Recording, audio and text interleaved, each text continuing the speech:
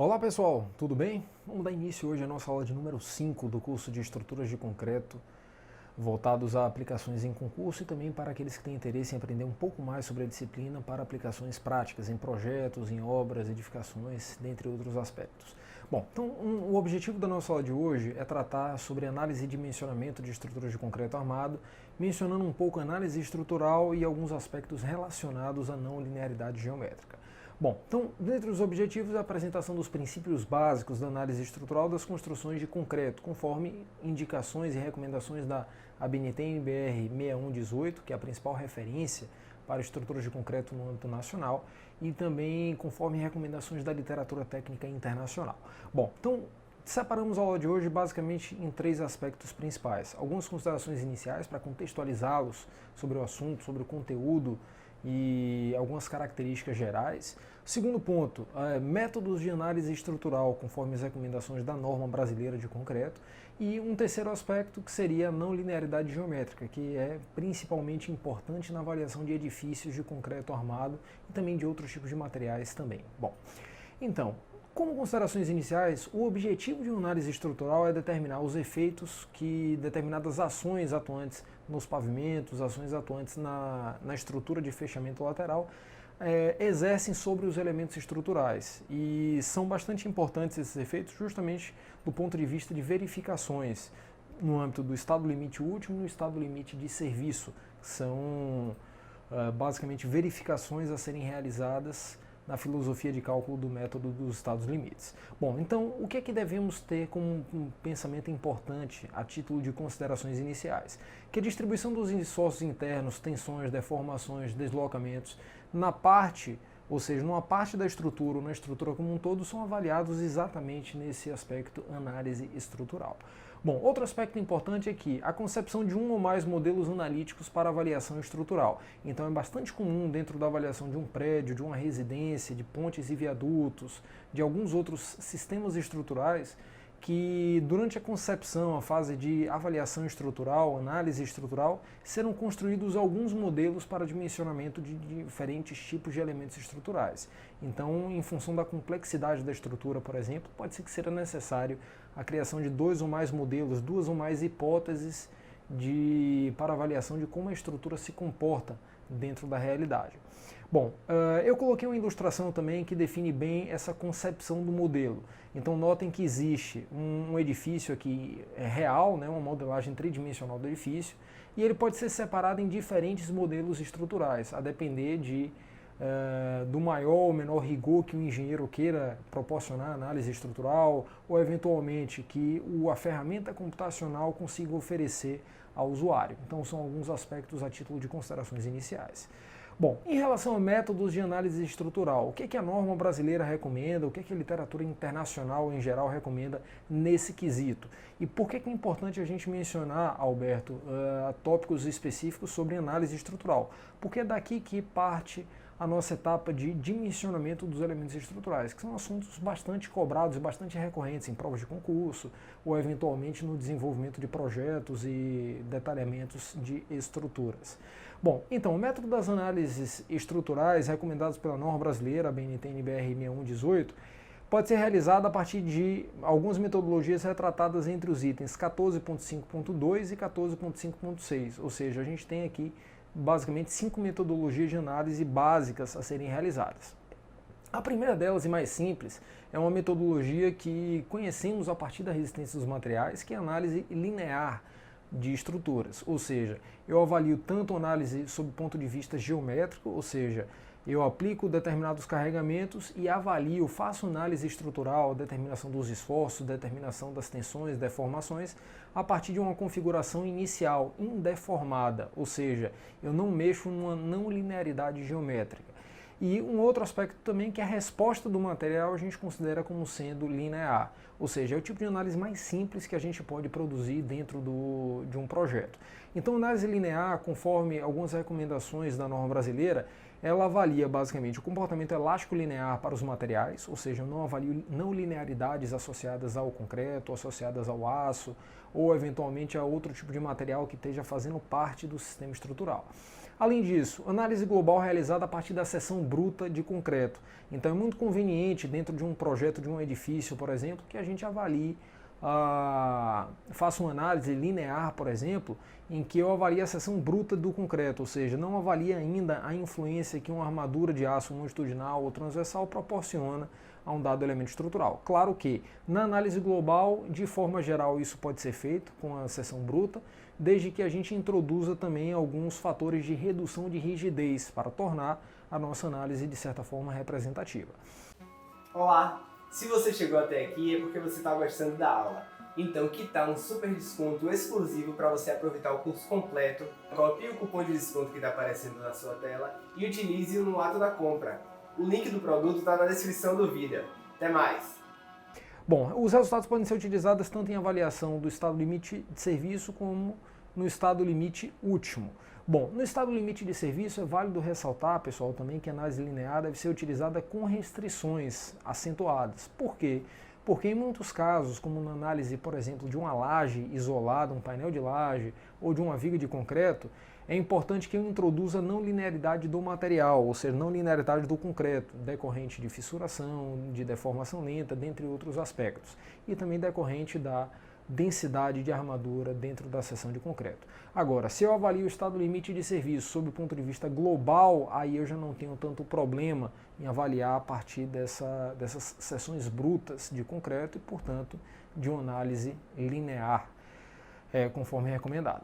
Bom, outro aspecto importante é a análise linear com redistribuição, que é algo permitido pela norma brasileira para avaliações sob o ponto de vista estado limite último.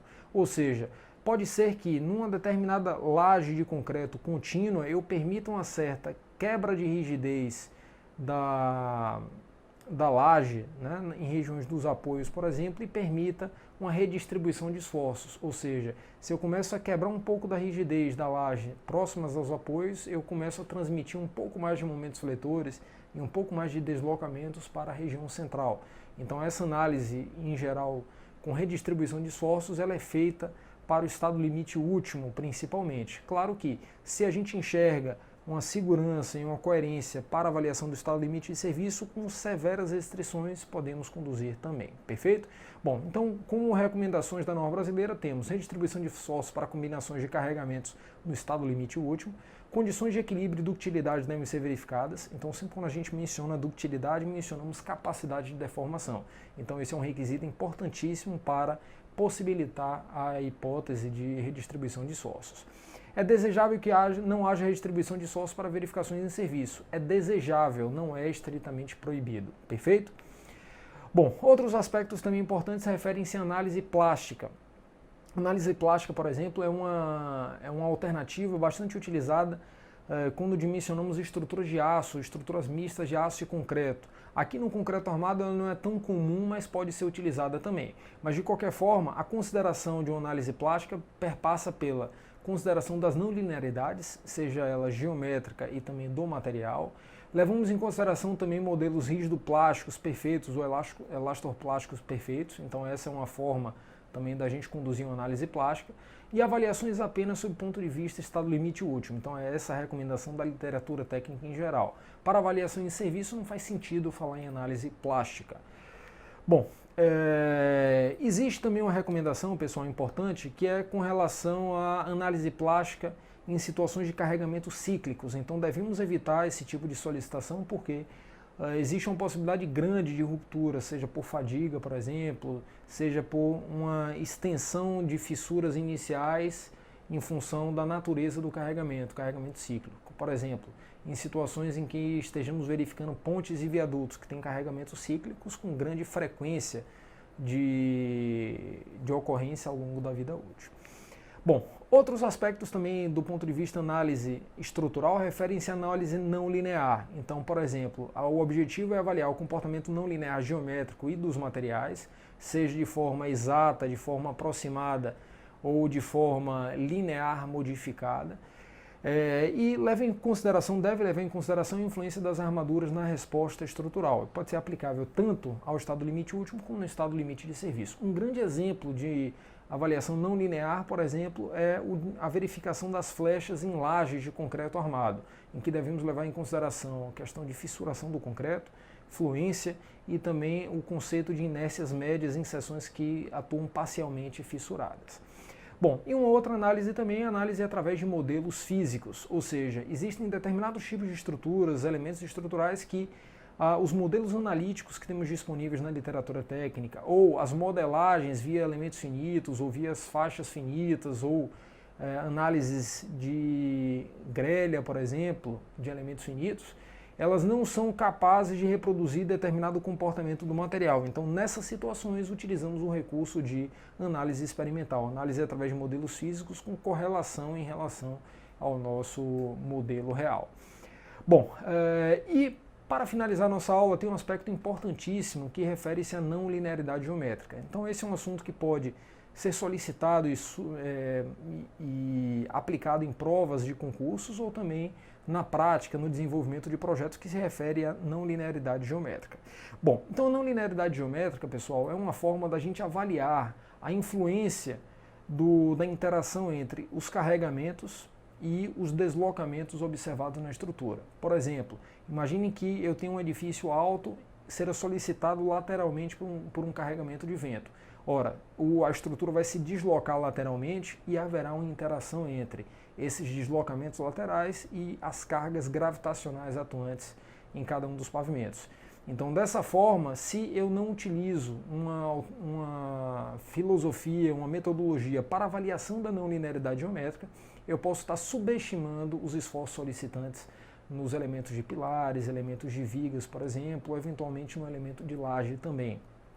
Então é por isso que é importante a avaliação da não linearidade geométrica. Então, basicamente, temos algumas estratégias na prática a serem desenvolvidas. Em geral, devemos avaliar na não linearidade geométrica também a não linearidade do material, sendo obrigatoriamente considerada. No caso das estruturas de concreto, em geral, reduzimos a rigidez da seção bruta de concreto para considerar a não linearidade do material de forma aproximada. Bom, outro aspecto, devemos levar em consideração se a estrutura ela é de nós fixos ou de nós móveis, se ela é tipificada como nós fixos ou nós móveis. O que seria isso, Alberto, basicamente? Bom, as estruturas de nós fixos são aquelas estruturas que têm uma rigidez elevada lateral, então são edifícios mais compactos, mais rígidos lateralmente, e são pouco suscetíveis ao efeito da não linearidade geométrica, ou seja, amplificação de esforços solicitantes. Por outro lado, as estruturas de nós móveis são aquelas que apresentam uma flexibilidade maior e, portanto, uma maior suscetibilidade a problemas decorrentes da não linearidade geométrica. Bom, então nesse sentido, quando a estrutura é de nós móveis, em geral no desenvolvimento de projetos, utilizamos abordagens diversas para a consideração do efeito não linear. Nesse sentido, na norma de concreto, em geral, tem uma abordagem baseada na amplificação dos esforços, ou seja, eu faço uma análise linear, ou seja, na configuração indeformada, utilizo uma filosofia baseada no coeficiente de amplificação γz e consigo majorar os esforços, ou seja, eu consigo estimar a majoração de esforços que acontece por conta da não linearidade geométrica através de uma análise linear. Então essa é uma forma de avaliação aproximada. Outras alternativas também que as ferramentas computacionais hoje oferecem é a utilização de metodologias P-delta, por exemplo, em que eu aplico carregamentos laterais sucessivos e vou atualizando a geometria da estrutura a cada passo de carga, ou seja, a cada step de carga, aí nesse caso, perfeito? Então essa é uma filosofia. Outra filosofia também bastante estudada na Universidade de São Paulo, na Escola Politécnica, é uma análise geometricamente exata, ou seja, uma análise que utiliza tensores de ordem superior, tensores de Euler-Kirchhoff, para avaliação dos esforços numa configuração deformada. Perfeito? Mas aí requer, de fato, um esforço computacional maior do que, às vezes, metodologias mais simplificadas. Bom, outros aspectos importantes sob o ponto de vista não linearidade geométrica que devem ser considerados é a questão de imperfeições geométricas iniciais, seja desaprumos ou curvaturas iniciais nos elementos de pilares, principalmente. Outros aspectos, interação entre os carregamentos laterais de vento e gravitacionais de uso e ocupação, como a gente já mencionou anteriormente, e é basicamente dessa forma que a gente avalia esse comportamento não linear. Bom, eu coloquei para finalizar nossa apresentação um pórtico na sua configuração indeformada, sujeito a carregamentos gravitacionais e carregamentos laterais de vento, a configuração deformada do pórtico por carregamentos laterais e a configuração deformada por carregamentos gravitacionais. Então a interação entre essas duas situações deformadas é que nos permitem avaliar a não linearidade geométrica. Perfeito? Bom, então concluímos a nossa aula de hoje fazendo essas abordagens, essas reflexões. Espero que tenham aproveitado e até a próxima, pessoal. Até a nossa aula de número 6. Um abraço a todos.